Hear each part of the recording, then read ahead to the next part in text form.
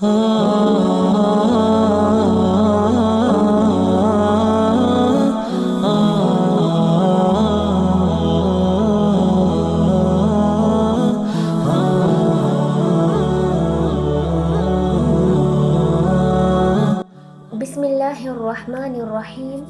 Alhamdulillahi Rabbil Alamin. والصلاة والسلام على سيد الأنبياء والمرسلين سيدنا محمد وآله وأصحابه ومن تبعهم بإحسان إلى يوم الدين. رب اشرح لي صدري ويسر لي أمري واحلل عقدة من لساني يفقه قولي. رب زدني علما رب يسر ولا تعسر رب تمم بالخير. ربنا آتنا في الدنيا حسنة وفي الآخرة حسنة وقنا عذاب النار. ربنا رب ارحمهما كما ربياني صغيرا. وصلى اللهم على النبي الأمي وعلى آله وأصحابه أجمعين والحمد لله رب العالمين. அல்ஹம்துலில்லாஹ்.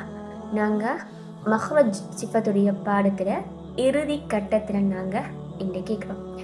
இன்றைக்கு நாங்கள் மொத்தமாக 5 எழுத்துக்களை பார்க்க போகிறோம். இன்றைக்கு நாங்கள் பார்க்க போகிற லெட்டர் என்னவென்றால் மீம். மீமுடைய மஹ்ரஜ் என்ன? இது மிகவுமே லேசான ஒரு மஹ்ரஜ். இந்த எழுத்து எங்களுக்கு ஈஸியாக உச்சரிக்க இயலும். நாங்கள் ஏற்கனவே இதுக்கு முன்னாலேயும் இதே மாதிரியான ஒரு மஹ்ரஜை பார்த்தோம். அது எங்க பா லெட்டரில் நாங்கள் பார்த்தோம். இந்த மீமுடைய மஹ்ரஜ் இரு உதடுகளையும் ஒன்றோடு ஒன்று சேர்த்து மூடிய நிலையில் உச்சரிக்க வேண்டும். சரியா?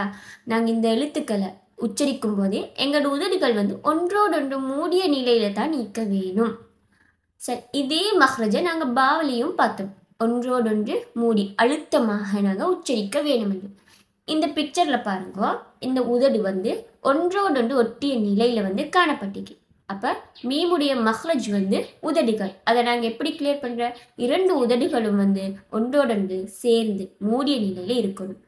அதோட இன்னும் ஒரு முக்கியமான விஷயம் என்னவென்றால், இந்த மீம் ஒன்னாவுடைய எழுத்து. சரியா? நாங்கள் இப்போ உதாரணமாக இப்போ மீமுக்கு சுக்கூன் வந்துட்டோம்னால் அந்த மீமை நாங்கள் ஒன்றா செஞ்சு நாங்கள் ஓதணும். நார்மலாக நாங்கள் இப்போ உதாரணத்துக்கு எடுத்துக்கொண்டால் அம்மையத்த சா அலூன், அதை நாங்கள் எடுத்துக்கொண்டால் அதை நான் அம்மையத்த சா அலூன் என்று சும்மா நார்மலாக ஓதணுமா? ஏலா, அதுக்கான ஒன்றா கொடுக்குறோம். அம்மையத்த, அதுக்குத்தான் நாங்கள் சொல்கிறது ஒன்றாண்டு.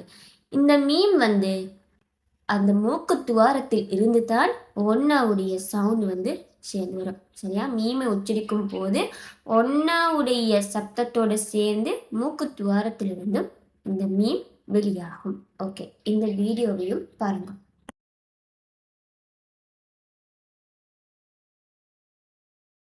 அம் அம் அம் அம்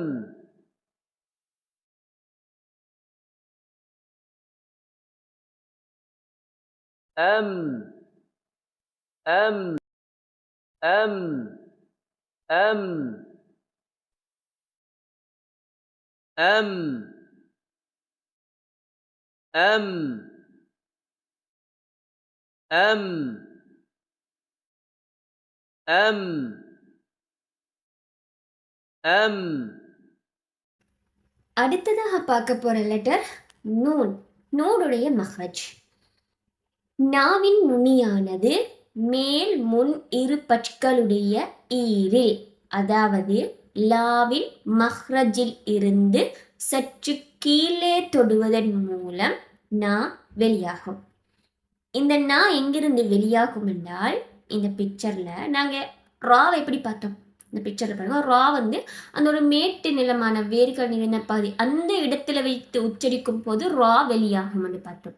அதே மாதிரி லா எப்படி வெளியாகும்னு பார்த்தோம்?